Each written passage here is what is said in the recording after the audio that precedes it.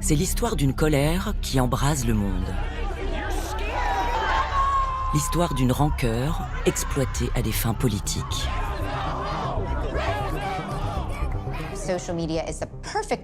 Les réseaux sociaux sont l'instrument parfait pour un leader populiste pour pousser les gens à croire des messages de plus en plus extrêmes. Pour les journalistes, le problème, c'est pas cette foutue tzigane, mais le ministre de l'Intérieur. Mais je vous donne ma parole qu'on va raser leur squat. Les nationalistes de l'ère numérique additionnent les rages. Ils désignent au peuple de nouveaux ennemis. Les politiques, les journalistes, les minorités, les étrangers. Ils ramènent de la drogue, ils commettent des crimes, ils violent. Ce connard de maire prend un décret à la con et confine les gens chez eux. Si j'étais armé, je descendrais dans la rue.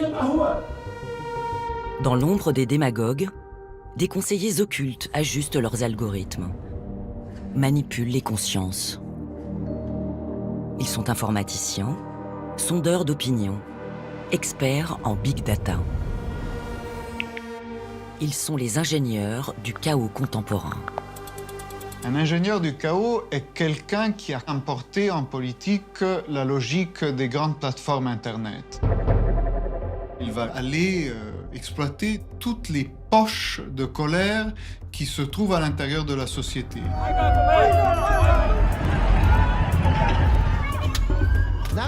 Aujourd'hui, sur les réseaux sociaux, on peut analyser en temps réel le sentiment des gens. Et ça change tout.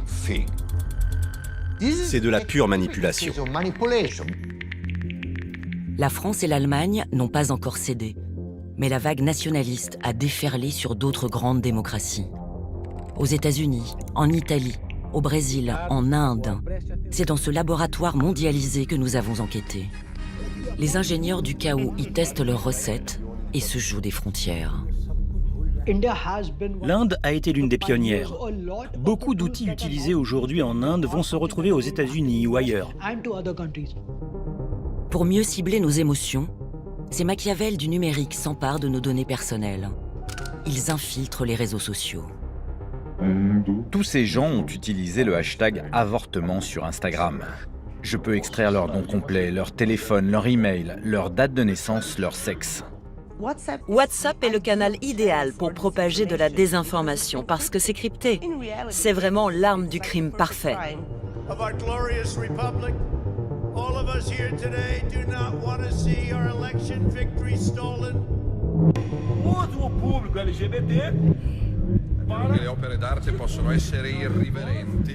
Aucune société n'est à l'abri.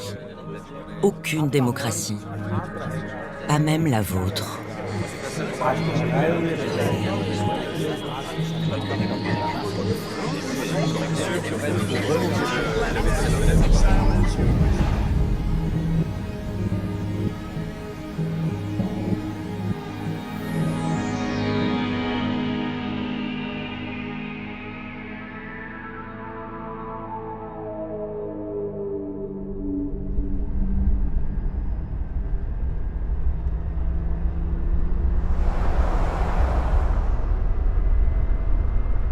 You'll never take back our country with weakness. You have to show strength and you have to be strong.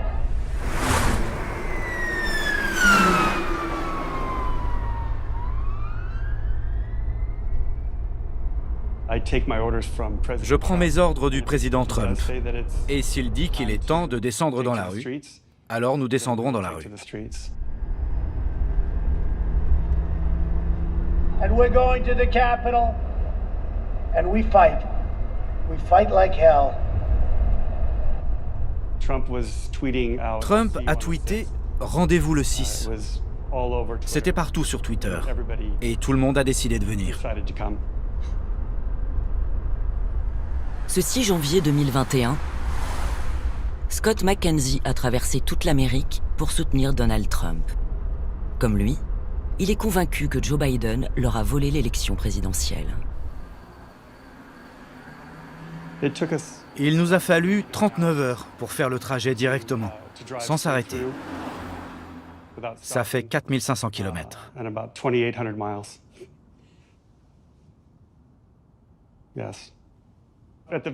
À la toute fin du discours, le président Trump a dit « Marchons jusqu'au Capitole ». Et quand nous sommes arrivés au Capitole, la scène était plutôt chaotique.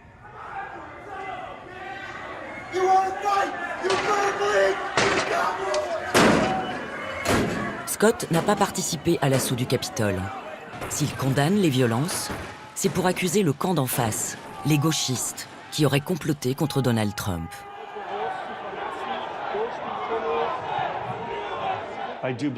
Je pense vraiment que c'est l'extrême gauche qui a planifié l'attaque du Capitole. Beaucoup de gens ne me croient pas.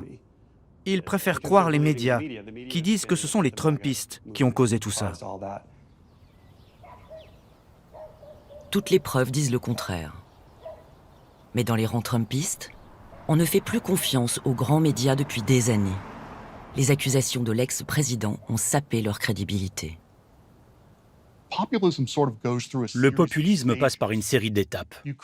Vous créez un ennemi, c'est la première étape. L'ennemi central de Donald Trump, après qu'il est devenu président, a été les médias traditionnels. Et il a mené une guerre totale contre les médias traditionnels aux États-Unis.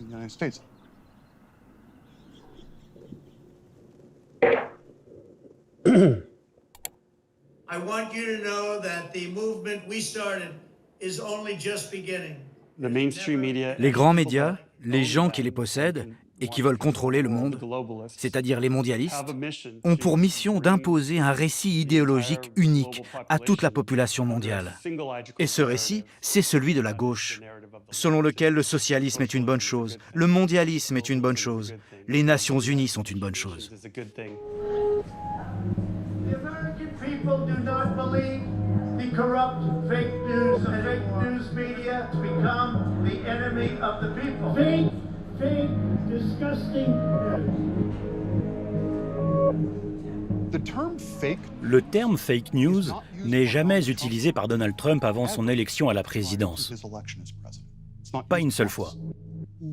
Littéralement, quelques semaines après avoir été élu, il s'est retourné contre l'appareil médiatique qui l'a aidé à gagner.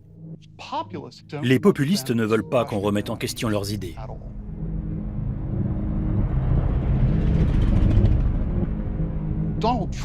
Donald Trump a utilisé le terme fake news pour désigner tout type de journalisme qu'il n'aimait pas. À partir de ce moment-là, il est devenu la source d'information la plus fiable pour ses partisans. Quand j'ai commencé à croire en Trump, j'ai vu que le seul moyen d'obtenir de bonnes informations sur lui ou de lui, c'était à travers Twitter.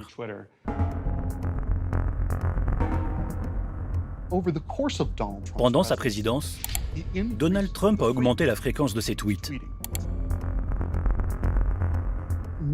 Très souvent, il dépassait la centaine de tweets par jour.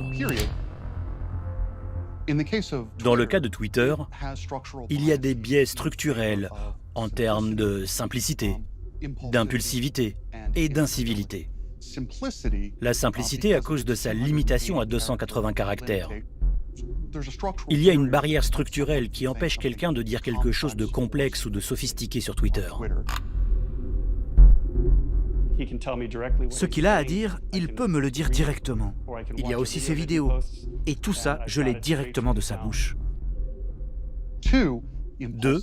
L'impulsivité. Parce qu'un individu peut vraiment tweeter de n'importe où, à n'importe quel moment, à toute heure de la journée. Et c'est un médium très émotionnel. Et Trump utilise fréquemment des mots liés à l'émotion pour susciter la colère ou la haine. Après avoir fait une attaque très simple, il insère le mot « triste » avec un point d'exclamation. Il nomme pour ses followers l'émotion exacte qu'il veut leur faire ressentir.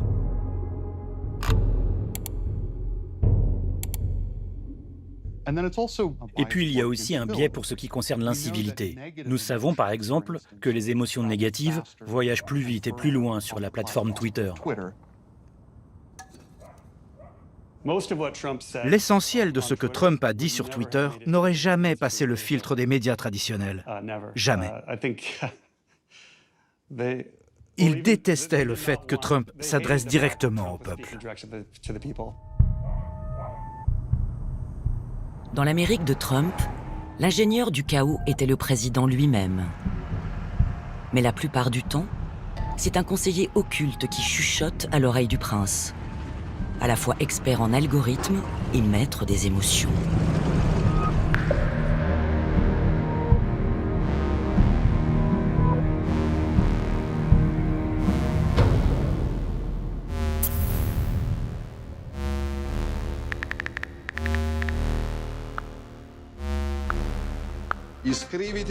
Inscris-toi tout de suite. Plus vite tu mettras des likes sur ma page Facebook, plus tu gagneras des points. Et les plus chanceux gagneront un coup de fil avec moi. Parler au peuple directement. Le chef de file de la droite italienne est un maître en la matière. Facebook, c'est le réseau social le plus populaire, le plus peuple. Je sais très bien qu'avec une vidéo, un message, je peux atteindre des millions de personnes.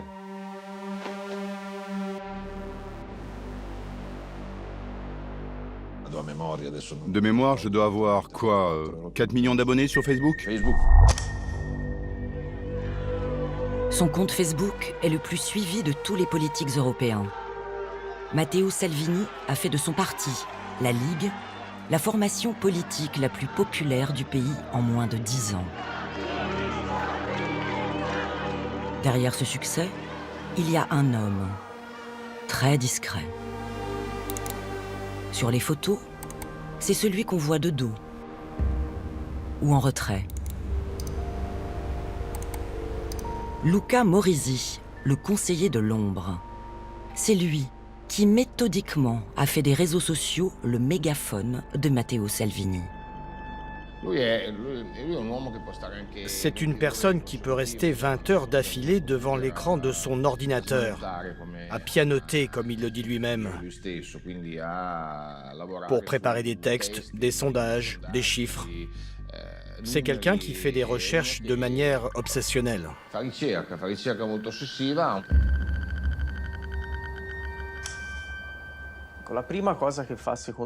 La première chose remarquable qu'a faite Morisi après avoir rencontré Salvini, c'est de lui dire « Ne va pas sur Twitter, c'est le réseau social des professionnels. Le peuple, lui, il est sur Facebook. Tu dois tout miser sur Facebook. » C'est la première intuition de Morisi. Quand ils se rencontrent, Salvini n'a que 18 000 followers sur Facebook.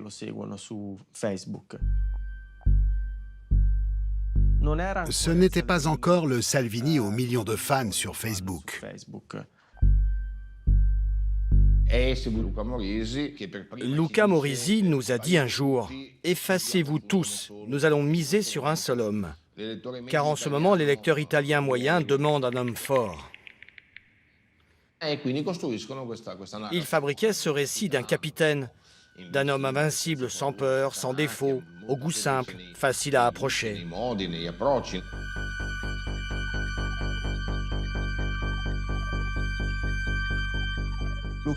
Luca Morisi, je l'ai rencontré sur Facebook. Il m'a plu parce qu'il était génial. Il est génial. Et il s'occupait de thèmes qui étaient très loin de moi. Philosophie de la communication. Il avait une vision très moderne. Alors, ou tu le prenais pour un fou, ou tu le faisais travailler avec toi. Moi, j'ai choisi la deuxième option. Luca Morisi n'a pas répondu à nos demandes d'interview. Il n'en donne jamais. Il n'apparaît publiquement que dans de rares conférences privées, réservées à ses pairs. Matteo Salvini, en termes de mesure de vanité, c'est-à-dire le nombre de likes et de followers, est le numéro 1 sur Facebook parmi les leaders européens. Ce docteur en philosophie sait tout des réseaux sociaux. Susciter des émotions, jouer sur les peurs, au nom de son candidat. Morisi a compris à travers l'utilisation des réseaux sociaux que ça n'était plus le moment d'être modéré. Il a compris que c'était le moment d'être radical. Il y a là une grande dichotomie, avec eux d'un côté et nous de l'autre. Cette logique de polarisation fonctionne très bien en général, et pour notre communication en particulier. Et naturellement, l'attaque contre les ennemis, ça marche toujours très bien. Cette stratégie appliquée à la lettre l'a mené à sa première grande victoire. En 2018, Matteo Salvini devient vice-premier ministre après une croisade numérique. Et toujours le même message, répété, martelé. Pour les clandestins, c'est fini la belle vie. Préparez vos valises. Préparez vos valises. Vous comprenez les amis? Ils veulent plus d'argent. Au lieu de dire merci, ils veulent plus d'argent. Est-ce que c'est normal? Ils arrivent à Vérone. Ils veulent regarder le foot sur Sky. Ils veulent manger, être tranquilles. Et qui paye? C'est nous. C'est vous.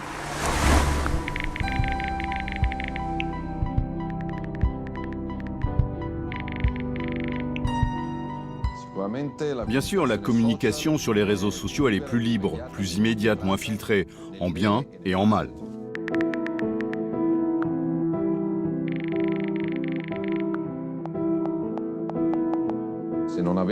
Si nous n'avions pas pu communiquer directement avec ces millions de gens, ça aurait été plus difficile. Matteo Salvini et Luca Morisi se rencontrent en 2013. À l'époque, Salvini est indépendantiste et son ennemi, c'est l'Italien du Sud, le bouseux. Avec ses camarades de la Ligue du Nord, son petit parti régionaliste, il les dénigre sans retenue.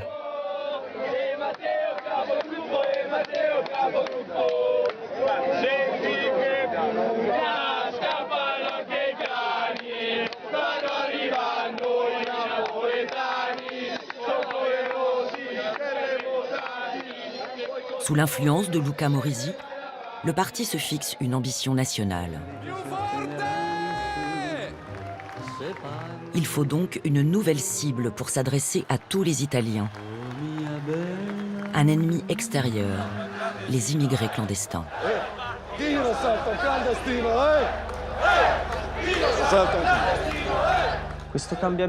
Ce changement, je le définirais comme un travail de deux petits chimistes dans un laboratoire, Salvini et Morisi. Les réseaux sociaux permettent de tester les messages au jour le jour. Et Morisi disait souvent « Mon travail est bien parce que je vois le jour suivant les résultats des choses que je fais, des thèmes que je propose. »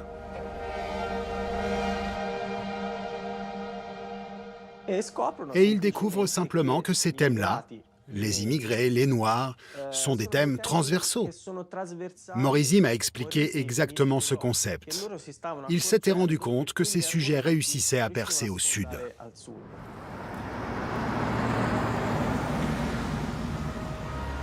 C'est en explorant les entrailles des réseaux sociaux que Salvini et Morisi ont choisi leur nouvel ennemi. Une technique bien connue des spécialistes de marketing numérique. On appelle cela l'analyse des sentiments. L'analyse des sentiments, ça a vraiment changé la donne en communication politique. Avec les sondages, quand tu fais ton étude, tu dois parfois attendre plusieurs jours pour obtenir le résultat. Et souvent, en politique, plusieurs jours, c'est déjà trop.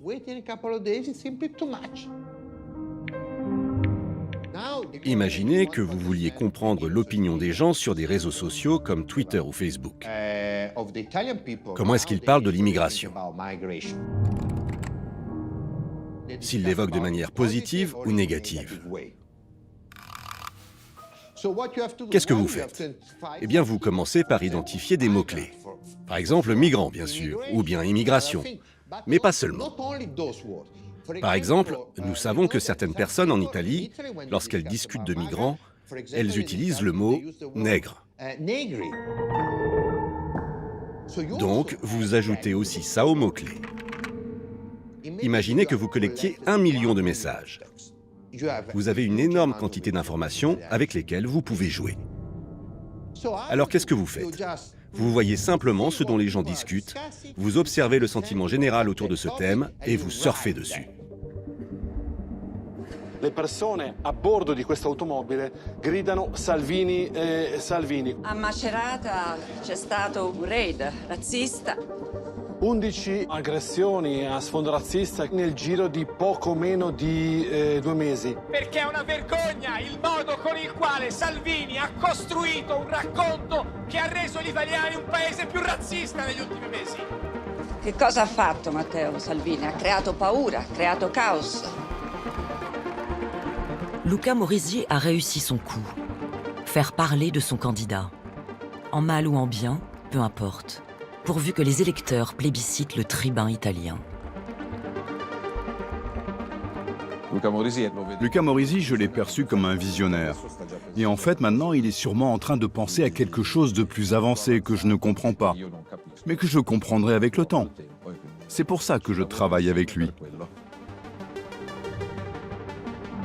Matteo Salvini et son discret Machiavel ont domestiqué les réseaux sociaux sans se cacher.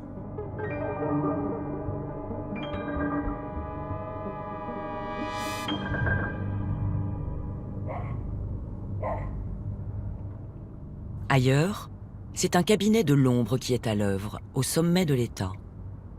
Un clan quasi mafieux, organisé de façon pyramidale, qui n'hésite pas à menacer ses propres citoyens. L'an dernier, j'ai reçu toutes sortes de menaces, comme « En ce moment, tu vis aux États-Unis, ne reviens pas, jamais ». Ce jeune professeur de São Paulo enquête depuis 4 ans sur la désinformation numérique. Au Brésil, c'est une activité dangereuse.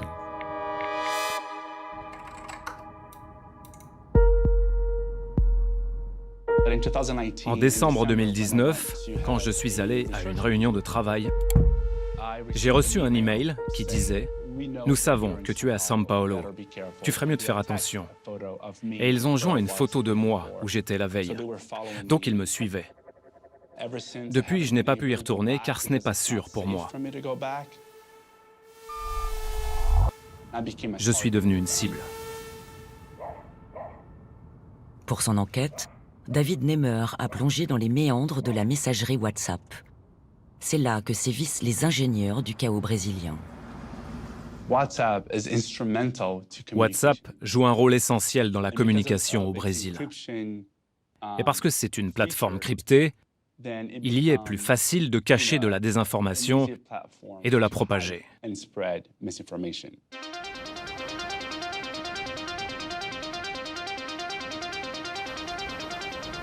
WhatsApp au Brésil, c'est 130 millions d'utilisateurs, presque 2 Brésiliens sur 3. Des groupes de famille, de loisirs, d'amis, où chacun fait confiance à l'autre. Un peu comme vous et votre propre communauté WhatsApp. Imaginez que quelqu'un de mal intentionné infiltre ce cercle intime, y répande de fausses nouvelles. C'est ce qui va arriver à des millions de Brésiliens pendant la campagne présidentielle de 2018. Bolsonaro était une personnalité nouvelle dans l'élection et les gens voulaient en savoir plus à son sujet.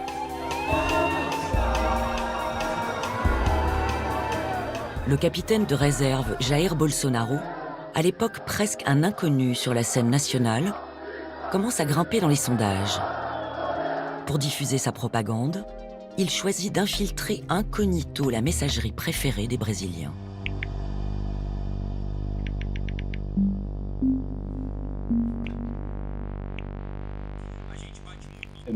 Dans mon propre groupe WhatsApp, avec ma famille, avec mes oncles, mes tantes et ma mère, j'ai remarqué qu'ils partageaient des contenus qui étaient essentiellement des fake news. Des fausses nouvelles, pour semer le trouble chez les électeurs. Comme cette vidéo, l'une des plus partagées sur WhatsApp. Voici ce qui est distribué à la crèche de votre enfant, sous prétexte de combattre l'homophobie. Faut voter Bolsonaro, les gars. J'ai voulu savoir d'où provenaient tous ces messages. Donc, j'ai rejoint 4 groupes WhatsApp qui se disaient pro-Bolsonaro Et j'ai découvert que l'infrastructure humaine était organisée comme une pyramide. À la base de cette pyramide, vous avez ce que j'appelle les Brésiliens moyens. Au deuxième niveau, il y avait l'armée Bolso, l'armée qui travaillait pour faire passer les mots de Bolsonaro. Ils travaillaient pour diffuser la désinformation de ces groupes vers les groupes auxquels mes parents, mes oncles, mes tantes appartenaient. Et au sommet de la pyramide, il y avait les influenceurs. Je les appelle influenceurs parce que ce sont eux qui fournissent une désinformation originale et inédite à ces groupes. L'enquête de David Nemer révèle surtout que les ingénieurs du chaos, au sommet de la pyramide, appartiendraient à l'entourage très proche du président brésilien. En 2018, les fils de Bolsonaro, Flavio et Eduardo Bolsonaro, ont publié leur numéro de téléphone sur leur propre compte de réseaux sociaux. Et quand j'ai enregistré ces numéros dans le téléphone avec lequel je surveillais ces groupes WhatsApp, j'ai réalisé que ces numéros étaient dans ces groupes.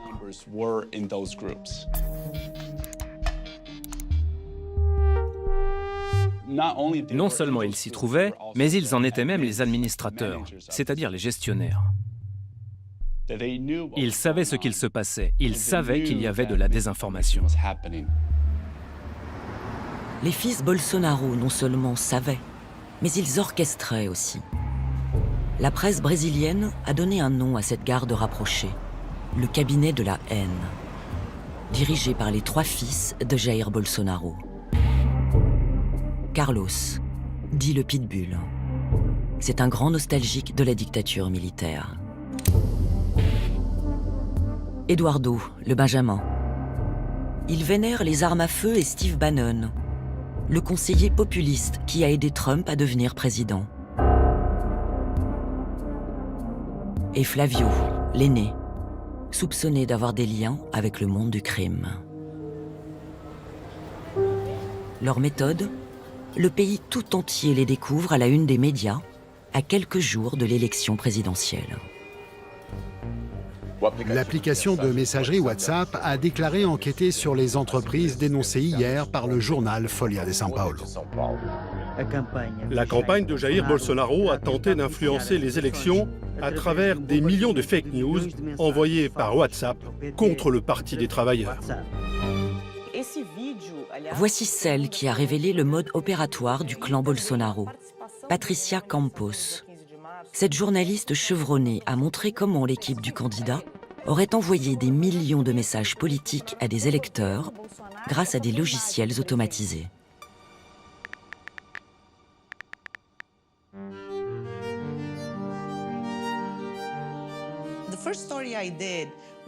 Le premier article que j'ai fait sur cette histoire démontrait que pendant la campagne, ils avaient des hommes d'affaires qui collectaient de l'argent de donateurs. Et ces businessmen achetaient à des agences de marketing politique des lots d'envoi massifs de messages sur WhatsApp contre le Parti des travailleurs et son candidat, Fernando Haddad. Le cabinet de la haine n'a pas supporté que la presse dévoile sa manipulation électorale.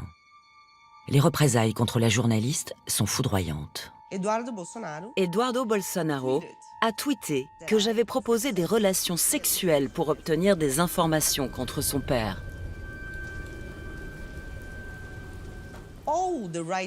Tous les blogueurs de droite ont commencé à tweeter, à publier sur Facebook.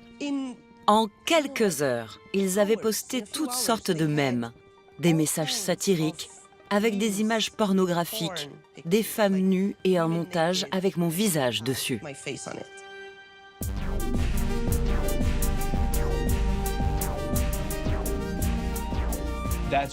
C'est à ce moment-là que ces groupes WhatsApp ont commencé à se mobiliser et à produire du contenu misogyne pour attaquer Patricia.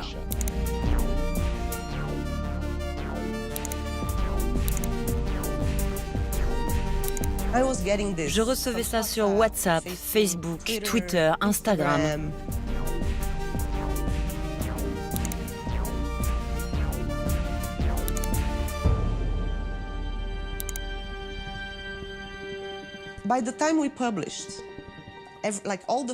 Nous avons publié toutes les preuves de notre enquête. Les audios, les messages, les photos. Ça ne servait à rien. Une semaine plus tard, le président lui-même fait une blague. Scoop, en portugais, c'est le même mot que trou.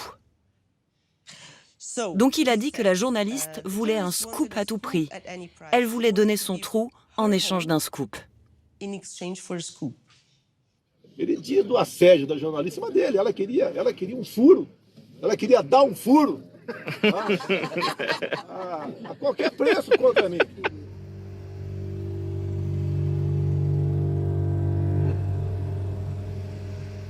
Maintenant, quand je suis sur le point de publier un article, je marque une pause. Je ne dis pas que je ne publie pas, mais je fais une pause. Parce qu'à qui vont-ils s'attaquer? Est-ce que ça va être mon fils la prochaine fois? Ou est-ce qu'ils vont... Moi, je réfléchis avant de publier. Je réfléchis beaucoup.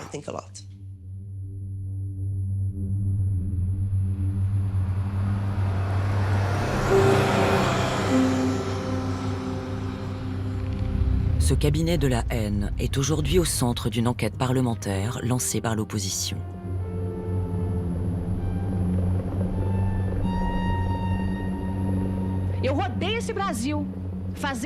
J'ai parcouru ce Brésil en faisant campagne pour un homme nommé Jair Messias Bolsonaro. Je ne sais pas si le président est conscient de l'ampleur de la folie que produit ce bureau de la haine. Joyce Hasselman connaît bien le cabinet de la haine. Hier, alliée de Bolsonaro, cette députée en est aujourd'hui sa cible. Elle accuse publiquement Eduardo et Carlos, les deux fils du président. Ils attaquent votre réputation sans absolument aucune preuve, ils vous détruisent et à la fin, ils effacent tout.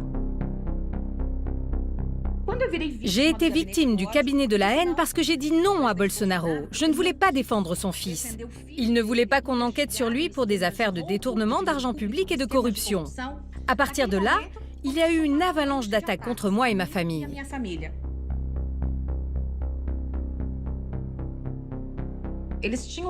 Ils avaient même un calendrier sur lequel ils choisissaient qui serait attaqué par le groupe entier et de quel jour à quel jour ça aurait lieu. Par exemple, nous allons attaquer Joyce et le hashtag sera Peppa Pig.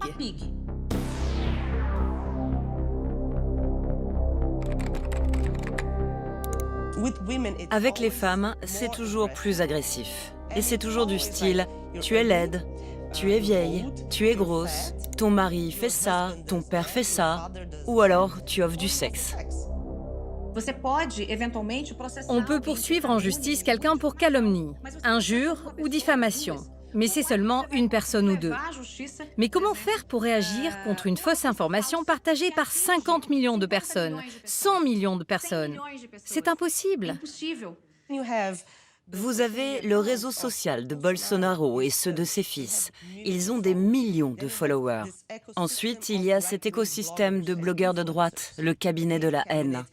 Ils amplifient tous ces influenceurs qui ont eux aussi des millions de followers.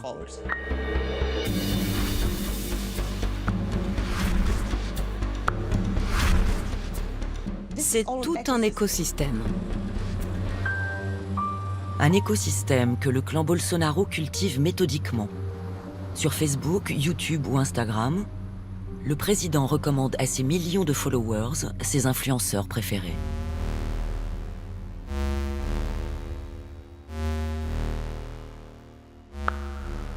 Parmi elles, celle de Bernardo Custer. Près d'1 million d'abonnés sur YouTube. À la fois catholique réactionnaire et influenceur chevronné. On a un groupe sur Telegram avec nos spectateurs. C'est une bonne façon d'esquiver tous les moyens de censure contre notre chaîne YouTube.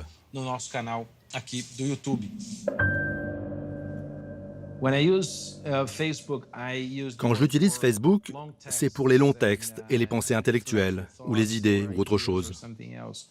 Twitter, je pense que c'est un réseau social très chaud. C'est là que le sang coule, pour ainsi dire. Parce que c'est violent, et c'est très rapide. Et je pense que c'est excitant. C'est la démocratie. Et YouTube, c'est quand je veux poser les choses, ou essayer de cadrer et influencer le débat.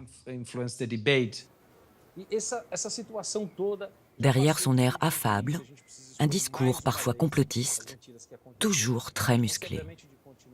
Féministe, mon œil, à quoi servent vos combats? À légaliser l'avortement? À assassiner des enfants dans le ventre de leur mère? Faites bien attention avec Disney, parce qu'ils sont explicitement pro-LGBT et pro-idéologie de genre. Alors, Madame Joyce Hasselman, toi qui disais être la première fille de Bolsonaro, être la plus proche de lui, à présent tu t'en fous du gouvernement. Tu chies sur le gouvernement. Tu m'excuseras, mais tu as fait une belle merde, une belle connerie. Raconte-nous, Peppa. Parce que Peppa est en train de péper. Je pèpe, tu pèpes, il pèpe, nous pépons, vous pépez, il pèpe. Vous êtes en train de péper, ma fille. La justice a condamné le youtubeur 2 fois pour diffamation. Facebook et Twitter ont fermé ses comptes. YouTube a supprimé les publicités sur sa chaîne. Mais Bernardo Custer assume. Tout ce qui divise fait prospérer sa cause. Quand vous traitez Joyce Hasselman de Peppa la truie, Ah ouais.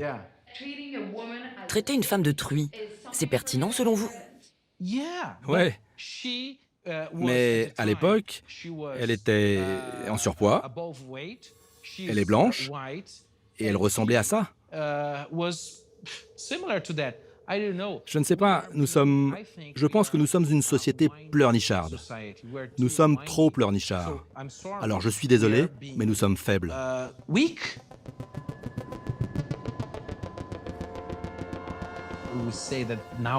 On dit que le Brésil est polarisé, mais je pense que c'est très bien. Parce que si vous regardez Bolsonaro, il a un discours dur. Il a dit des choses qui ont choqué les gens, et il a été élu.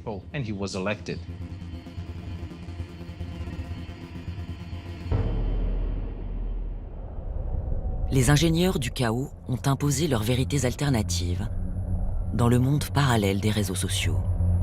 Une stratégie d'autant plus efficace que les médias traditionnels ont perdu beaucoup de terrain.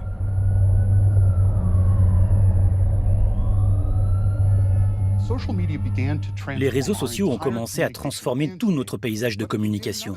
Mais ils ont fait autre chose. Ils ont mis les journaux locaux en faillite dans de nombreuses régions. Parce que ces journaux ne pouvaient pas rivaliser avec ce qui se passait sur Internet. Les rédactions locales sont l'épine dorsale de la démocratie. Elles sont en mesure de demander des comptes aux responsables locaux. Elles sont capables d'être le chien de garde lorsque les gens sont occupés à vivre leur vie. Sans ces rédactions locales, la polarisation s'accentuera.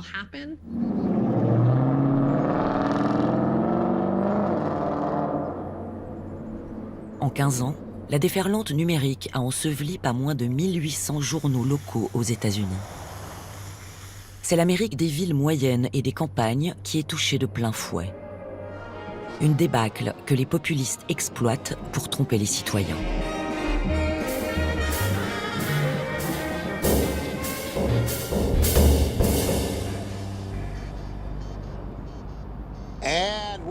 Bienvenue, de retour dans le Tennessee Star Report. Ici Michael Patrick Leahy. Il est 6h17 en direct de nos studios à Nashville, Tennessee. Bienvenue Ben. Bonjour Michael. La nation commence vraiment à perdre la tête dans tous les domaines. Regardez Joe Biden. Il est vraiment endormi. Michael Patrick est un irréductible républicain. Il appartient à cette nébuleuse ultra-conservatrice qui veut informer l'Amérique des régions à sa manière. Une stratégie apparemment locale qui masque un objectif clairement national. When we come back, it's football. And we'll be back after this. Je voulais apporter une vision du monde conservatrice ici à notre public dans le Tennessee. Il y a des visions du monde concurrentes.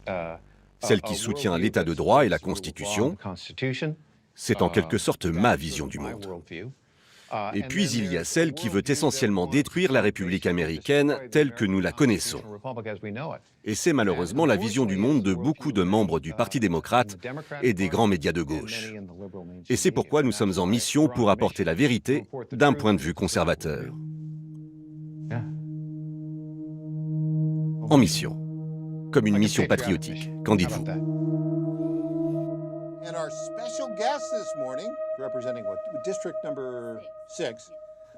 Sa mission, Michael Patrick la pilote en fait d'Internet, plus souterrainement. Il possède 5 sites d'information à l'apparence trompeuse. Aucune mention n'y indique son trumpisme militant. Et pour attirer des lecteurs, il fait passer ses sites pour d'authentiques médias locaux. Le Tennessee Star, le Michigan Star, le Virginia Star, l'Ohio Star et le Minnesota Sun. Mais étrangement, toutes les unes se ressemblent. Du Michigan Star au Minnesota Sun, les mêmes articles. Exemple dans cette édition d'octobre 2020. Donald Trump, encore président, occupe la une de tous les sites. Trump avec la première dame, Trump et les sondages, Trump et l'immigration. Les informations locales, elles, sont presque inexistantes. La supercherie va beaucoup plus loin, jusqu'à publier des fausses nouvelles, comme cette annonce surprenante en pleine pandémie du Covid. Le rapport du Centre de contrôle des maladies indique que les masques pourraient augmenter le risque d'infection au Covid ou à d'autres maladies respiratoires. Dans le rapport de cet organisme officiel, cette conclusion n'y apparaît jamais. Il rappelle même qu'il faut porter son masque.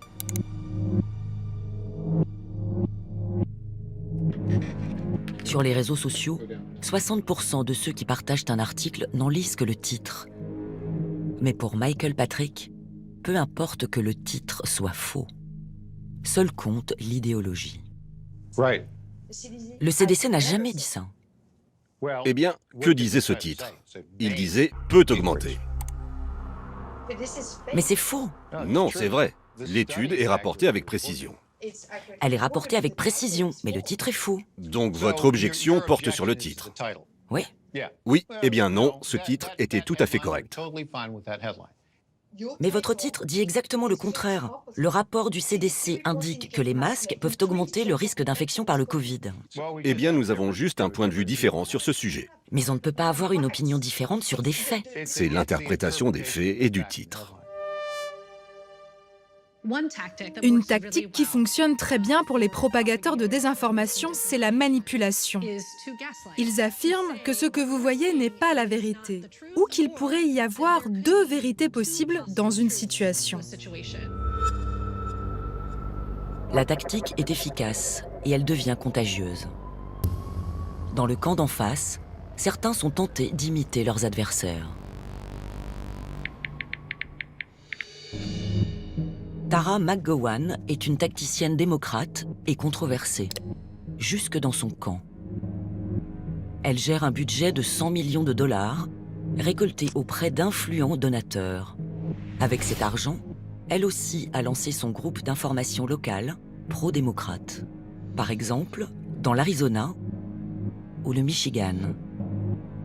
Contrairement à Michael Patrick, les fact-checkers ici n'ont jamais trouvé de fake news. Mais comme lui, elle trompe les internautes avec ses articles partisans. Tous les tests que nous avons effectués ces dernières années ont montré que les news pouvaient être plus efficaces pour informer un électeur qu'une publicité politique diffusée sur la même plateforme.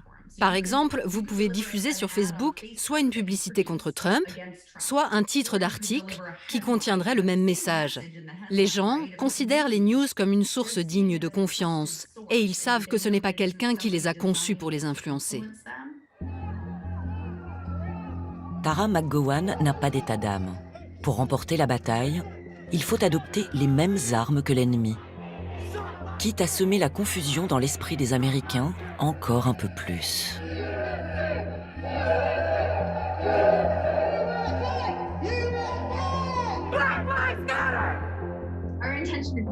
Notre but n'est pas de fournir un point de vue équilibré. Nous sommes une organisation d'information de gauche. Nous ne pouvons pas compter sur les médias traditionnels pour élever la vérité au-dessus des mensonges, parce qu'ils sont dans une position défensive pour ne pas être traités de médias de gauche par la droite. Ils ont pour principe de donner la parole à chaque camp, et ils élèvent le mensonge d'un républicain au même niveau qu'un fait énoncé par un démocrate. Je suis d'accord sur le fait que les médias partisans ne vont probablement pas restaurer complètement la confiance des gens.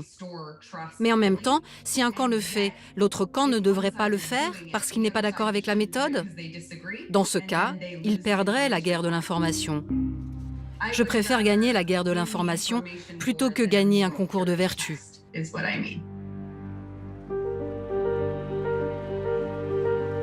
Une guerre de l'information très coûteuse. Mais Tara McGowan peut compter sur de généreux donateurs.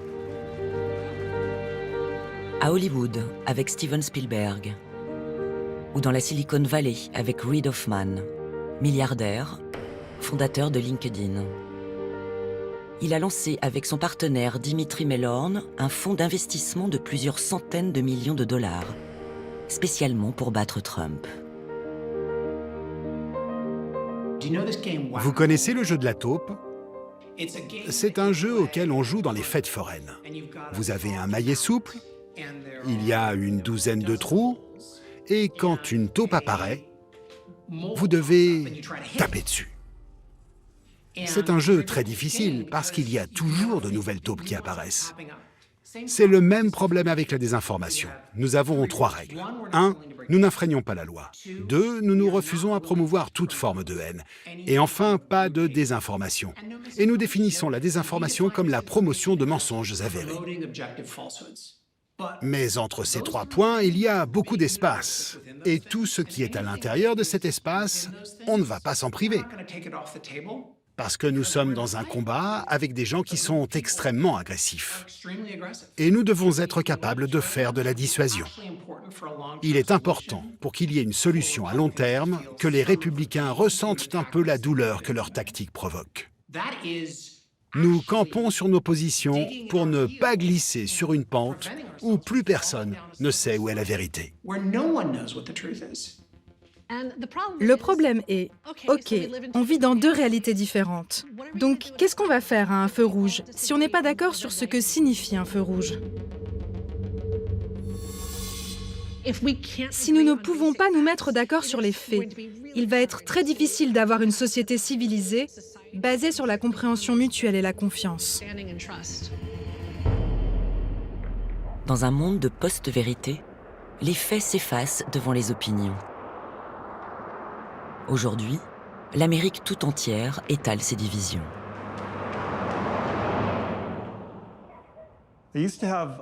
J'avais des amis démocrates, mais je n'en ai plus maintenant. Scott McKenzie est devenu accro. À Trump, à Twitter, aux théories du complot charriées par Internet. Cette nouvelle vision du monde l'a isolé des siens. Je n'ai pas pu parler avec mes enfants depuis environ 1 an, peut-être 1 an et demi, à cause de la division idéologique entre nous.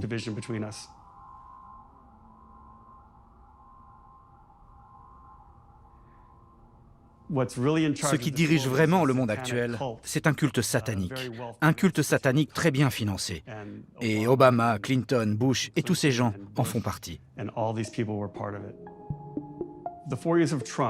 Les 4 années de Trump, le Make America Great Again, faisaient partie d'un effort plus large, appelé le Grand Réveil. Le Grand Réveil dénonce les réseaux pédophiles, le trafic d'êtres humains, la prise de contrôle communiste des États-Unis et d'autres nations.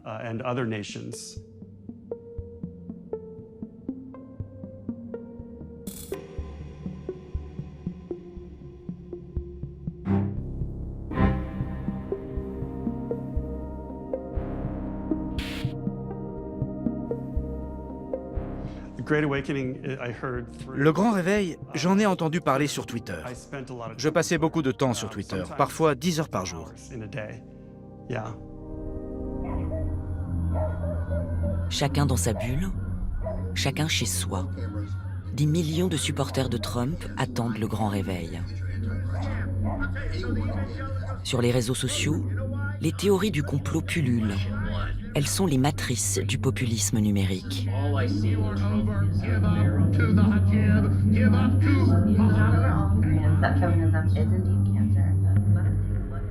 Un populisme qu'un jeune geek de 32 ans a contribué à faire naître.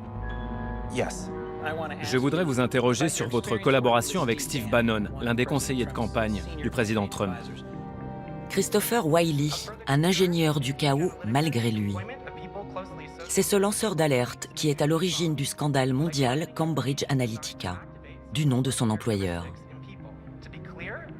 Christopher Wiley a dévoilé comment le camp de Donald Trump a ciblé sur Internet des dizaines de millions d'Américains pour les radicaliser.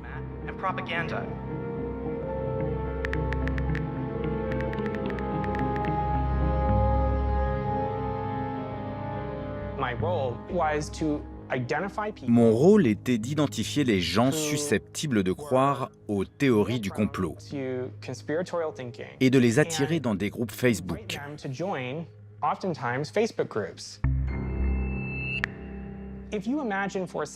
Imaginez, vous êtes un type quelconque, quelque part aux États-Unis. Vous voyez une publicité ou un groupe recommandé et vous cliquez dessus. Vous avez des groupes avec des noms un peu ambigus, les Patriotes de Smith County. Et vous vivez dans le comté de Smith. Tout semble naturel, tout semble le fruit du hasard. Mais en fait, vous avez été sélectionné pour ce groupe parce que votre profil de données suggère à l'algorithme de Cambridge Analytica que vous êtes probablement plus enclin à la pensée complotiste, vous êtes probablement névrosé.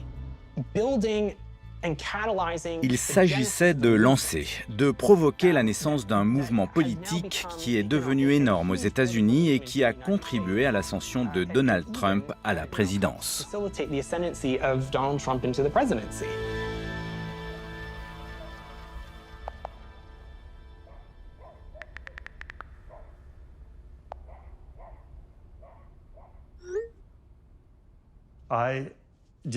J'ai fait de mon mieux avec mes enfants pour leur ouvrir les yeux sur ce qui se passait vraiment.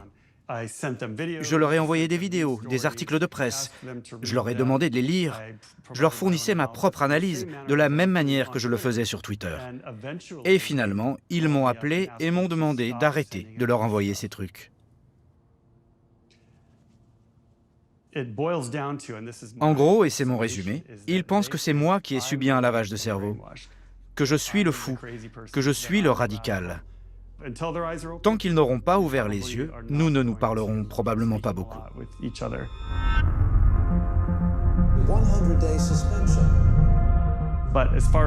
Mais pour ce qui est de mon univers quotidien, j'ai ma communauté sur Twitter. Ce sont des gens qui sont idéologiquement d'accord avec moi. Et quand je communique avec eux, c'est presque comme si j'étais assis dans la même pièce. Depuis, comme Donald Trump, Scott n'est plus sur Twitter. La plateforme les a tous les deux bannis, définitivement. Mais imaginez que votre président, ou votre premier ministre, ait trouvé la parade pour ne jamais être coupé de ses followers.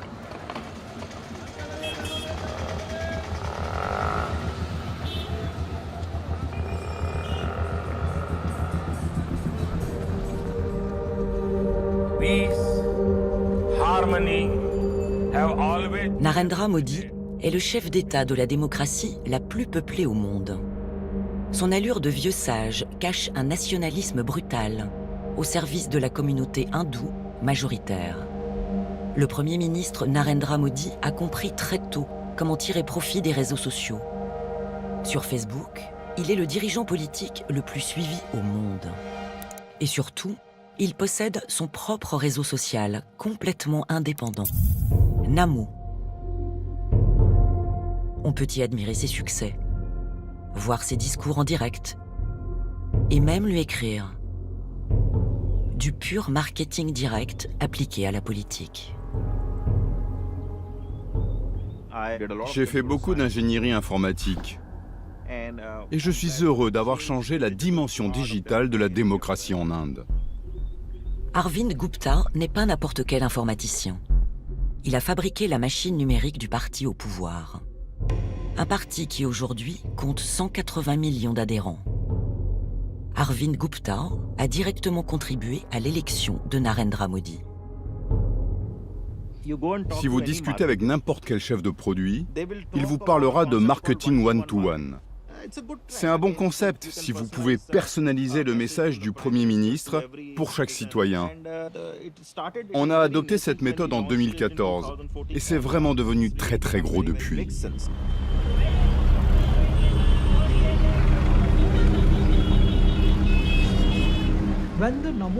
Quand l'application Namo a démarré, c'est parce que le BJP a réalisé que politiquement, WhatsApp et Facebook pouvaient un jour être contraints de changer de politique. En gros, qu'ils pouvaient être forcés de lutter contre la désinformation. Donc, posséder leur propre plateforme et y faire venir les gens, c'est quelque chose qu'ils ont compris très tôt.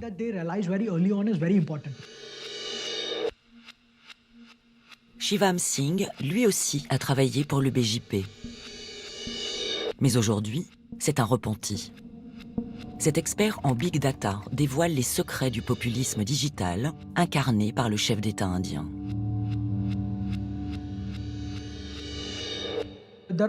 Il y a deux parties à l'application Namo. L'une d'entre elles est l'interface publique. Elle est destinée à permettre aux gens d'obtenir des informations sur le Premier ministre ou les projets du gouvernement. Il y a aussi une certaine quantité de fake news. L'autre objectif de l'application Namo est de fournir une liste présélectionnée de vos propres supporters. Ces données sont importantes parce que vous connaissez alors le nombre de personnes que vous atteignez et dans quelle région. Namo, cette plateforme privée du Premier ministre indien, pourrait bien avoir une autre fonction. Beaucoup moins avouable celle-là. Narendra Modi app is in the eye of a major storm. The first charge being that the Prime Minister is big boss, spying on Indians. The French data analysts claim that the app shares users' information with third parties without their permission. Cyber security expert, जो अपने आप को Elliot Alderson कहते हैं, उनका नाम कुछ Claiming to be a French cyber security expert. Twitter war की शुरुआत हुई है फ्रांस के एक hacker Elliott Alderson.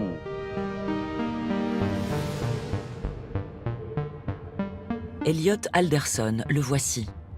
De son vrai nom, Baptiste Robert. C'est un hacker éthique bien connu dans le milieu. Il traque les failles de logiciels au nom de la sécurité des internautes partout dans le monde. Lorsque j'ai regardé l'application Namo, je me suis rendu compte qu'il y a un nom de domaine relativement étrange qui est appelé in.wzrt.com. Ce nom de domaine appartient à une société qui s'appelle CleverTap, qui est une société américaine et qui propose une solution dite d'analytics. L'application Namo envoie sur les serveurs de CleverTap des données personnelles comme par exemple le nom, le prénom, la caste, la religion, mais également le temps passé sur chaque écran, les boutons sur lesquels il a cliqué, le chemin dans l'application, les articles sur lesquels il a cliqué. Si je sais tout ça, je vais pouvoir vous pousser dans votre fil d'actualité des news qui vont plutôt vous plaire et qui seront plutôt en ma faveur. Le parti au pouvoir en ce moment est l'un des utilisateurs de données les plus prolifiques du pays. En Inde, nous n'avons pas encore de loi sur la protection des données. Par exemple, les numéros de téléphone ou les factures d'électricité, tout est à peu près disponible en ligne. Et il y a des entreprises qui vendent actuellement des données d'étudiants, d'employés du secteur privé, de chômeurs, de personnes qui ont voyagé avec un billet d'avion en première classe. Tout cela est disponible sur Internet. Ce qui est effrayant, c'est que la population indienne ne s'en soucie que très peu. Cette insouciance a favorisé la conquête du pouvoir du chef d'État indien. Tout commence au début des années 2010. Narendra Modi, alors gouverneur, s'entoure d'un bataillon de jeunes geeks formés aux États-Unis. Beaucoup de gens ont démissionné de leur job dans la tech ou dans les grandes sociétés de conseil dans le monde entier. Et ils sont venus rejoindre le BJP. Les diplômés en informatique, les gens qui travaillaient pour les plus grandes entreprises, IBM et Google, les meilleurs du monde, ils nous ont tous donné du temps.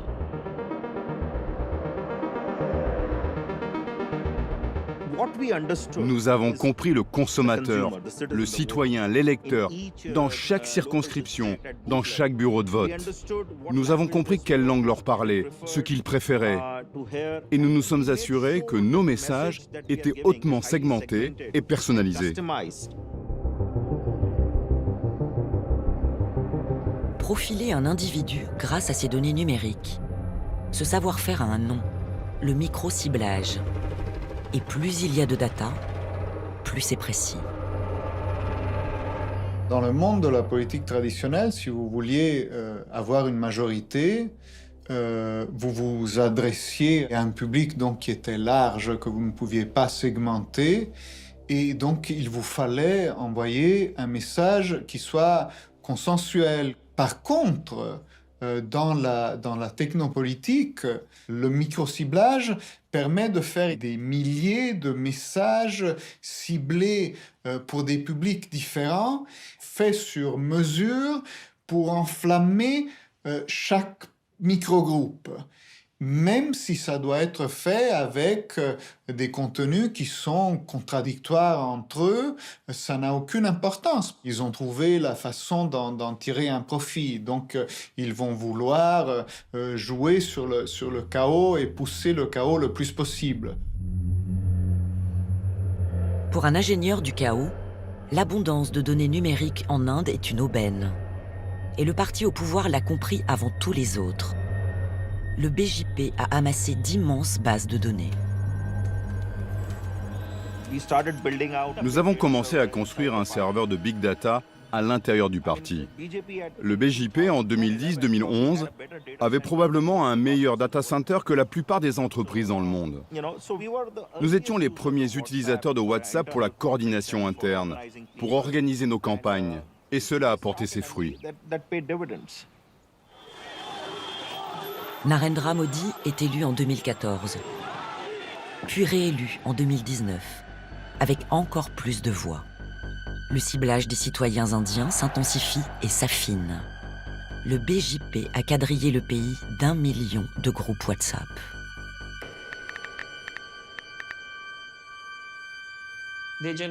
Ils créent généralement un groupe en fonction des centres d'intérêt. Ainsi, si vous vous intéressez au cinéma, il y a un groupe pour cela. Si vous cherchez un groupe qui vous informe sur les écoles de cricket, il y a un groupe pour ça. En fait, il s'agit d'appâter les gens en fonction de ce qui les intéresse, pour qu'ils s'abonnent.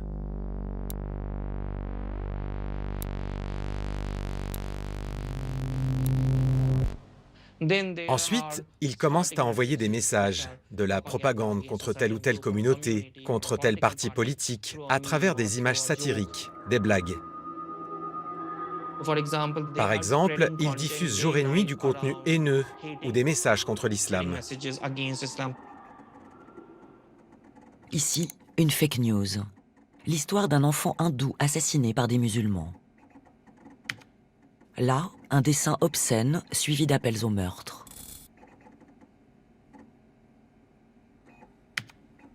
Ou bien cet agenda islamiste qui fait de tous les musulmans indiens des fanatiques de la charia.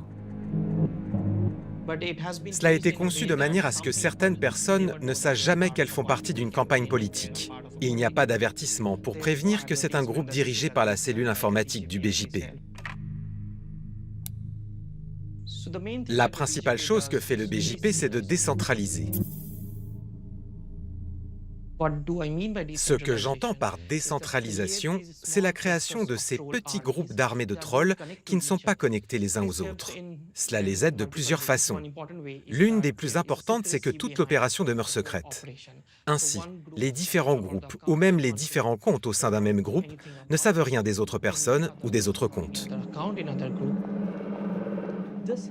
Les données sont si bon marché en Inde que tout le monde a accès à des forfaits pratiquement illimités. Beaucoup de gens ont acheté des smartphones et se sont habitués à utiliser des données pour la toute première fois. Et puis ils ont fini par aller sur les réseaux sociaux et rejoindre des groupes WhatsApp.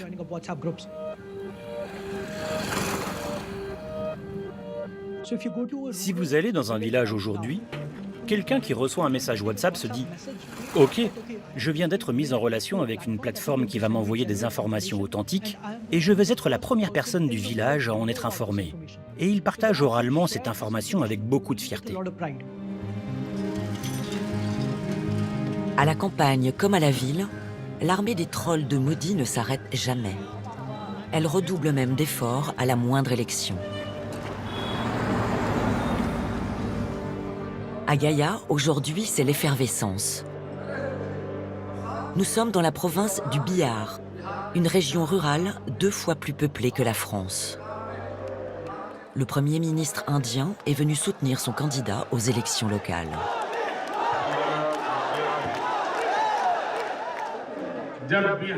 Presque chaque village du Bihar est désormais connecté à une route. Plus de 20 millions de routes ont été construites dans les villages du Bihar. Je vous salue tous.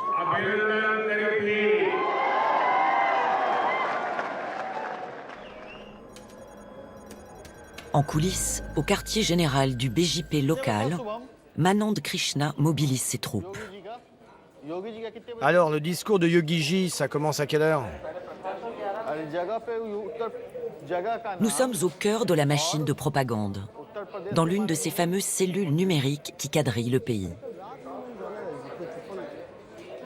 Manand Krishna dirige 10 000 volontaires dans toute la région.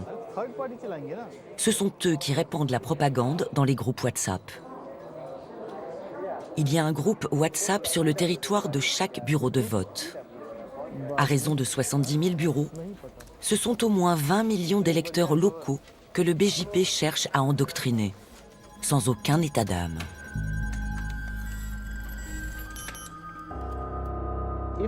Si vous remportez les bureaux de vote clés, vous remportez tout l'État.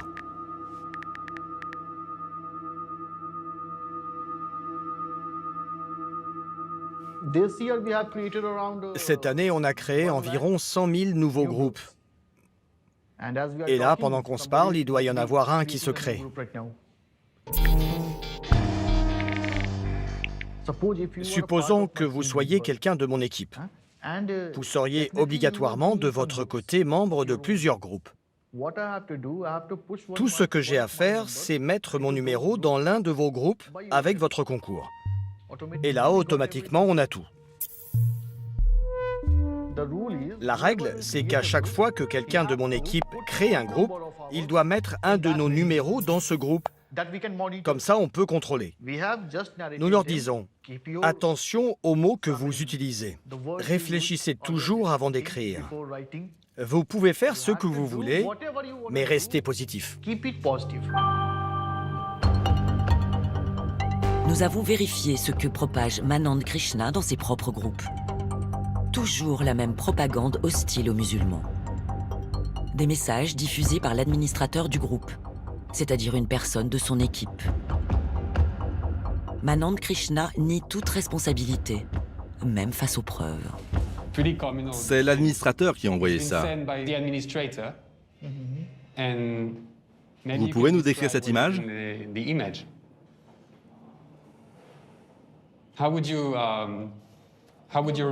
Non, non, on ne fait pas ce genre de message. On n'approuve pas ça. Si quelqu'un veut faire le malin comme ça, on l'éjecte du groupe. Mais là, on voit que le groupe a été créé avec votre propre numéro. Quoi? Oh mon Dieu. C'est bien votre numéro. Oui, c'est bien mon numéro. Je suis stupéfait. Comment a-t-il pu arriver là? Comment c'est possible sans ma permission? Vous me donnez mal au crâne maintenant. Je vais devoir vérifier comment mon numéro a pu se retrouver là. Manand Krishna et ses brigades ne risquent rien. Qu'il s'agisse de fake news ou de données numériques, les ingénieurs du chaos en Inde agissent en toute impunité.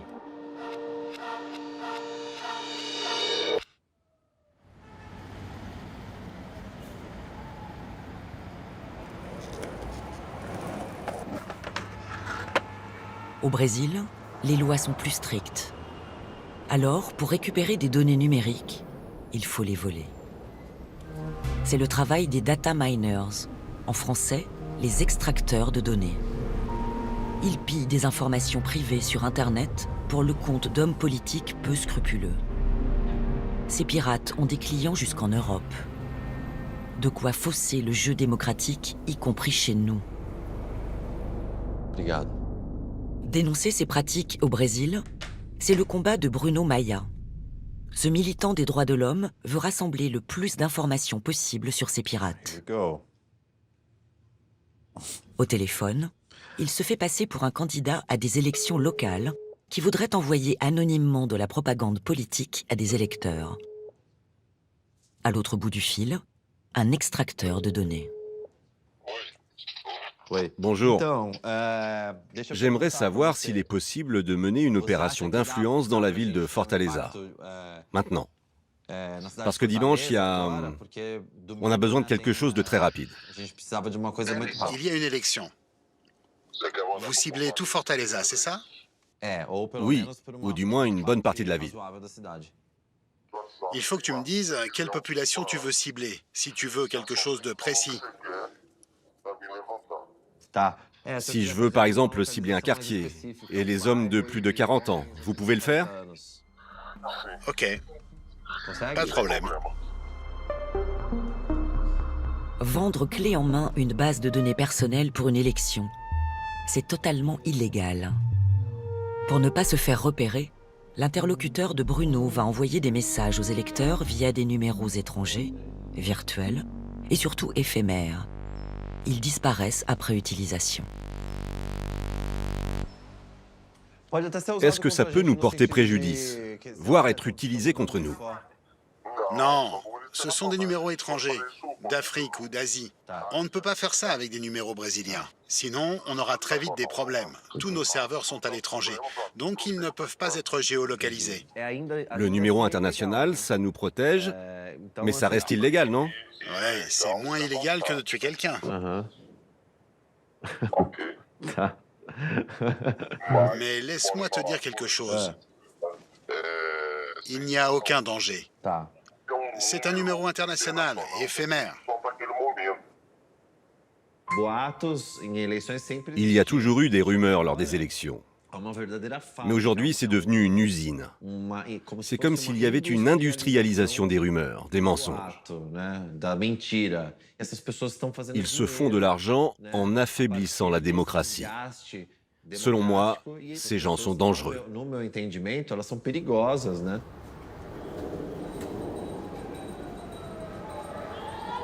Nous avons voulu comprendre comment ces chasseurs de données semblent opérer en toute impunité. Pour les approcher, nous avons créé un faux parti politique, les Femmes pour la France, un parti de droite très conservateur et anti-avortement.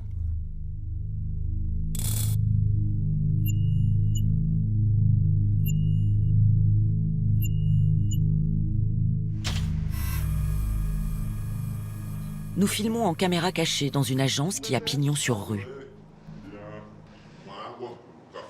Les deux associés cherchent des clients à l'étranger. Ils nous accueillent sans méfiance. Ces chasseurs de données ont leurs entrées au sommet de l'État. Je vais vous montrer une photo. C'est vous là? On est des hommes de l'ombre. La photo avec le président Bolsonaro date de son élection. Mais les deux hommes se connaîtraient depuis des années. Le mouvement Bolsonaro a commencé en 2012. Nous avons créé des groupes dans chaque région. Il y avait un groupe pour l'éducation, un groupe pour la santé, un autre pour la famille. Nous prétendons vouloir cibler des électeurs français anti-avortement dans la région parisienne. Grâce à son logiciel, l'informaticien va pouvoir les repérer sur n'importe quel réseau social. Par exemple, je tape avortement. Je peux extraire le nom complet, le téléphone, l'email, la date de naissance.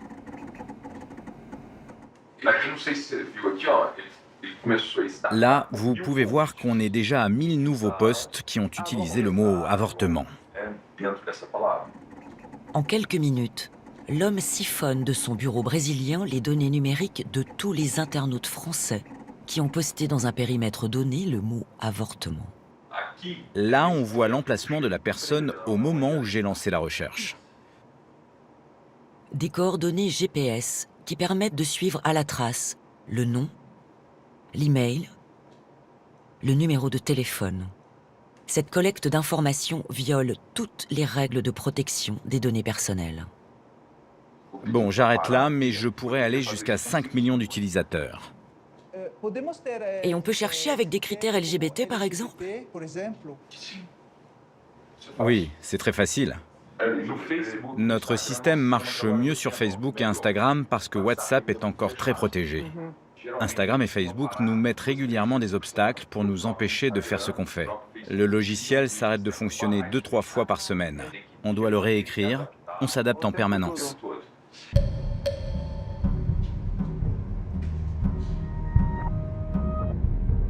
Ils sont efficaces, ils ont réussi à récupérer un nombre de pages incroyable, sans être détectés, et tout ça va très très vite.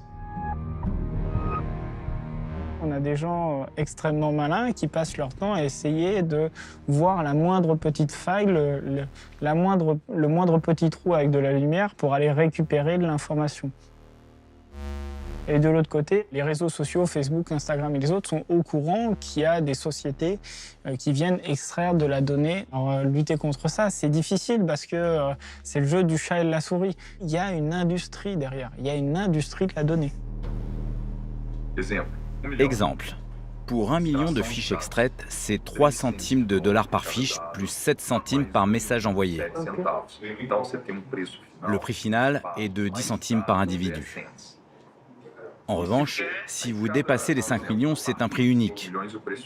5 millions de fiches extraites et d'envois achetés reviennent à 5,2 centimes par individu.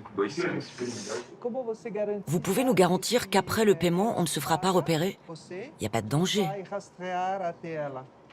Tout est fait depuis l'étranger. Rien n'est fait localement. On recevra le paiement par bitcoins. Il n'y aura rien qui vous reliera à nous.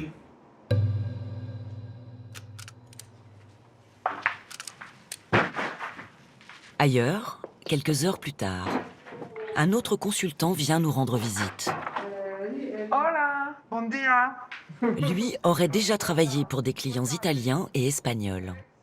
Dans son catalogue de services, un outil redoutable. Son nom, l'IMC Catcher, une sorte d'antenne relais cachée dans un petit sac à dos. J'ai apporté une antenne. D'accord. J'ai 80 antennes comme celle-ci, dispersées dans l'état de Sao Paulo. Ça m'inquiétait d'en discuter par téléphone, parce que c'est interdit ici. Mais je le fais quand même. Cette antenne est hors la loi au Brésil comme en Europe. Et pour cause. Elle est réservée aux services d'espionnage. Elle aspire autour d'elle tous les numéros de portable, en toute discrétion. Si on pose ça à l'aéroport, on aura le numéro de portable de tous les gens qui font leur check-in enregistré ici. Je l'ai utilisé à l'aéroport de Malpensa. En une semaine, j'ai eu plus de 3 millions de numéros de téléphone. Vous pouvez être sûr qu'en 2022, tout le monde aura ça. C'est extrêmement inquiétant. Je connaissais l'IMSI Catcher. Son utilisation dans un cadre politique, ça, je ne connaissais absolument pas.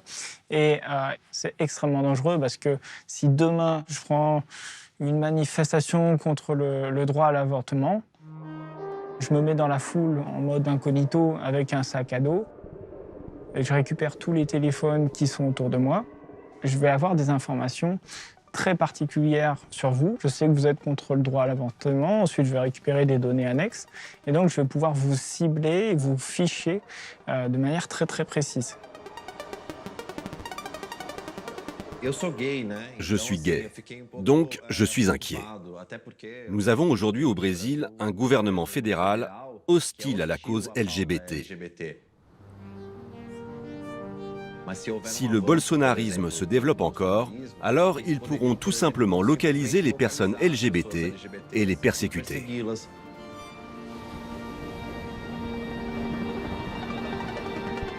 De la violence en ligne à la violence physique, Bruno sait bien qu'il n'y a qu'un pas.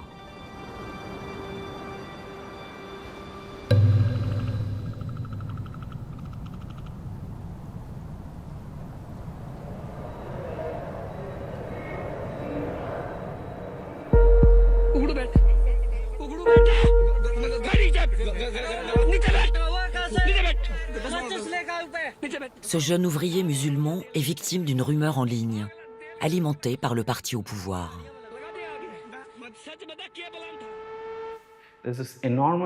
Il y a une très forte vague de discours de haine qui utilisent le principe du hashtag. Au début du coronavirus, un hashtag a été lancé, hashtag CoronaJihad. Cela disait que cette communauté propageait volontairement le virus. Vous mettez en avant ce hashtag, une agence de presse dit « Regardez, ce hashtag monte » et les gens commencent à en parler.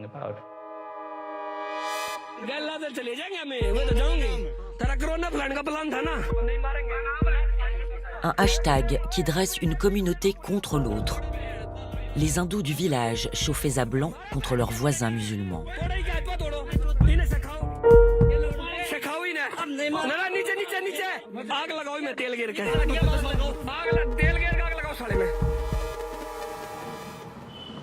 Le jeune villageois s'en est miraculeusement sorti. En Inde, les lynchages contre les musulmans sont en recrudescence. Ils avaient apporté des bâtons et des branches d'arbres. Ça a duré presque 2 heures.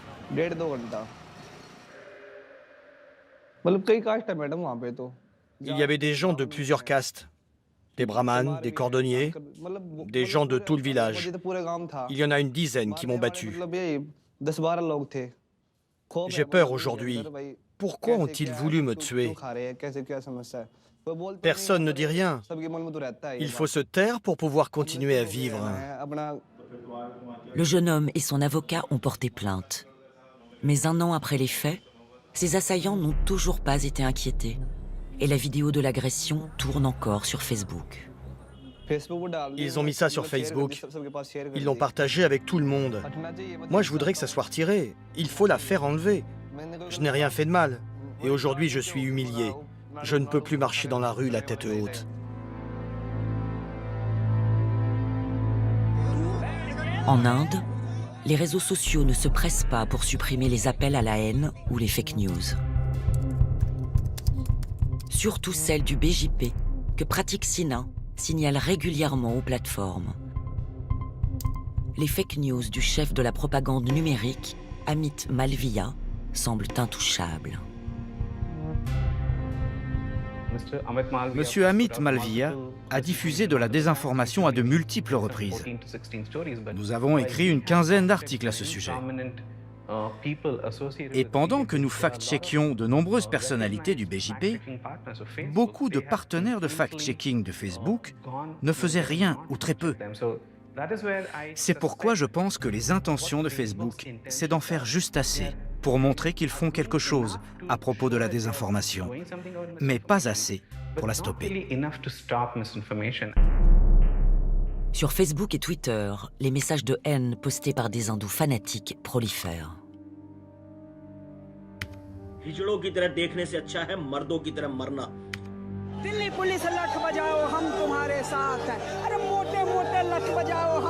La violence entre communautés s'emballe, comme en février 2020.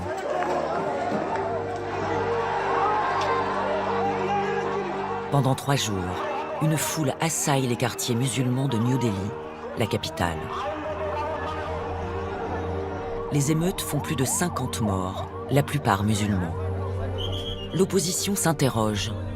Pourquoi Facebook n'a-t-il pas plus vite retiré les posts incendiaires? Pensez-vous que Facebook avait la possibilité d'empêcher ou au moins d'atténuer les effets des émeutes de Delhi? Raghav Chadha dirige la commission parlementaire chargée de l'enquête. Mais le témoin principal est absent. Le président de Facebook Inde a refusé de témoigner.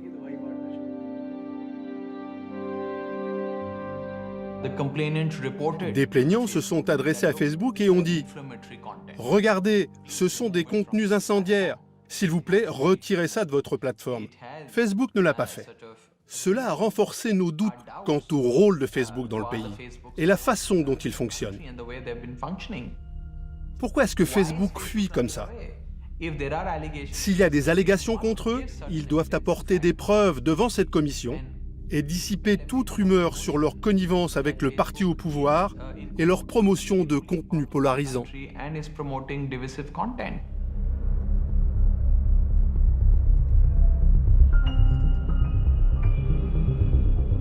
L'Inde, c'est le premier marché au monde pour Facebook. 350 millions d'abonnés et des perspectives très prometteuses. Facebook a investi dans Jio, la première compagnie de télécommunications indienne. Près de 6 milliards de dollars, c'est son plus gros investissement à l'étranger. Un accord impossible à sceller en Inde sans entretenir de bons rapports avec le chef de l'État. Pour le jeune PDG de Facebook, des liaisons dangereuses et des questions éthiques qui s'accumulent. Facebook, comme les autres géants des réseaux sociaux, est dans l'œil du cyclone. Social media companies will face very significant fines if they fail to remove and limit the spread of illegal content. Les réseaux sociaux sont-ils au-dessus des gouvernements? Vous dites oui à 73% sur le compte Twitter. Somit dienen Fake News ganz klar als politisches Instrument. 美国国会参议院司法委员会主要就用户隐私保护、网络 global data giants have had a free pass for too long. Hier, les plateformes numériques incarnaient l'espoir de libérer les peuples. On les accuse aujourd'hui de faire le jeu des populistes. Jusqu'au coup de tonnerre. L'assaut du Capitole, le 6 janvier 2021.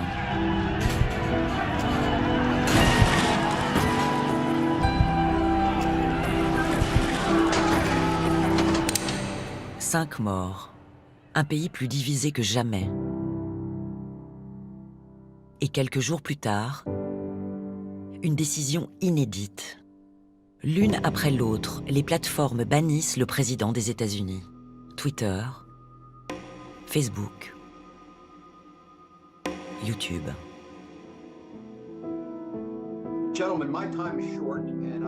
Les parlementaires américains accusent les plateformes d'être elles-mêmes des agents du chaos. Sur le banc des accusés, les géants des réseaux sociaux et leur président. Mark Zuckerberg pour Facebook, Sundar Pichai, Google, et Jack Dorsey, Twitter. Notre pays est noyé dans la désinformation que véhiculent les réseaux sociaux. Les plateformes, qui servaient autrefois à partager des photos d'enfants avec leurs grands-parents, sont trop souvent des vecteurs de haine, de harcèlement et de division. Selon moi, vos plateformes ont toutes 2 visages. Je voudrais commencer par vous demander à tous les 3 si votre plateforme porte une responsabilité dans la diffusion de la désinformation liée à l'élection qui a conduit à l'attaque du Capitole. Juste une réponse, oui ou non. Monsieur Zuckerberg? Notre responsabilité, c'est de construire des systèmes qui peuvent aider... Monsieur Zuckerberg, je veux une réponse par oui ou par non. Avez-vous une part de responsabilité dans ce qu'il s'est passé? Notre responsabilité, c'est de nous assurer que nous construisons des systèmes efficaces. Ok, le monsieur ne veut pas répondre à la question. Monsieur Pichai, oui ou non? Nous ressentons toujours une profonde responsabilité, mais nous avons travaillé dur pour cette élection, et c'était l'un de nos efforts les plus importants. Est-ce que c'est oui ou non? Monsieur le député, c'est une question compliquée. Ok, continuons. Monsieur Dorsey?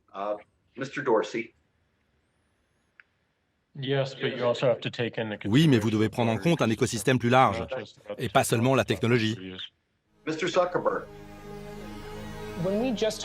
Quand on parle de discours haineux ou de désinformation, d'antivax, de problèmes de santé mentale, on s'intéresse aux symptômes d'un problème sous-jacent. Et ce problème, c'est la mauvaise ingénierie.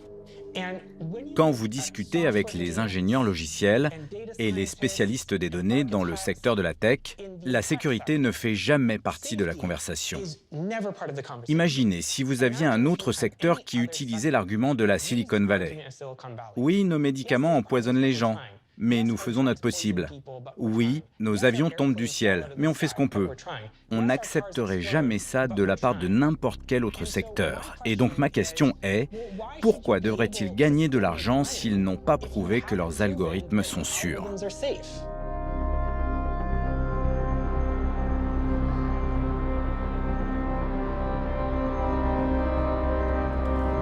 Le populisme numérique n'a pas de frontières.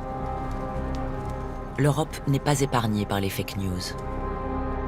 Sur le vieux continent, la réglementation sur les géants du numérique remonte à l'an 2000. Facebook n'était pas encore né. À Bruxelles, la Commission européenne montre aujourd'hui ses muscles. Il s'agit de contraindre les plateformes à obéir ou à partir. We believe that with systemic players or very big platforms, the bigger you are, the more responsibility you have vis-à-vis the society. Le commissaire européen Thierry Breton veut interdire dans l'espace numérique ce qui est interdit dans la vie réelle. Un plan qui imposerait un investissement massif pour lutter contre la désinformation. C'est pas les plateformes qui font la loi, ce sont les législateurs et donc le peuple qui fait la loi. Certaines nous ont dit on est tellement gros que de toute façon, vous ne pourrez jamais vous passer de nous. Eh bien si, il faut se préoccuper, vous serez obligé de vous préoccuper de ce que vous faites. Et donc vous allez avoir des obligations. Et donc on va vous auditer, y compris pour contrôler les algorithmes qui poussent certains de vos contenus.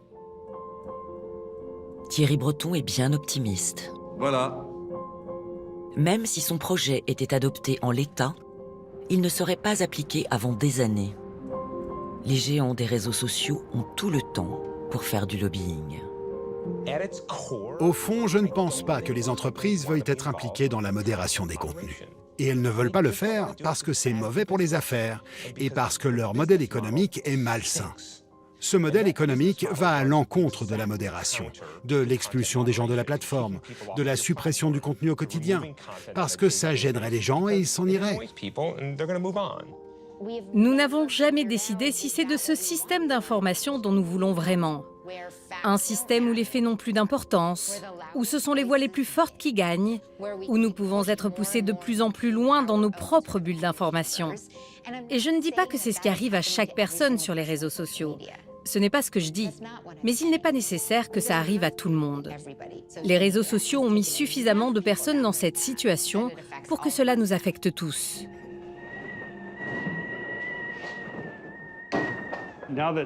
Maintenant que Twitter a suspendu mon compte, c'est vrai que je me sens un peu isolé. Je ne pense pas que ça va durer encore longtemps. Parce que maintenant que Trump est dans le privé, il va créer un empire de médias qui diront la vérité, qui seront libres. Et alors, je pense qu'il n'y aura rien ni personne qui pourra arrêter l'unité du monde et le grand réveil du monde. Parce que c'est un grand, grand réveil mondial.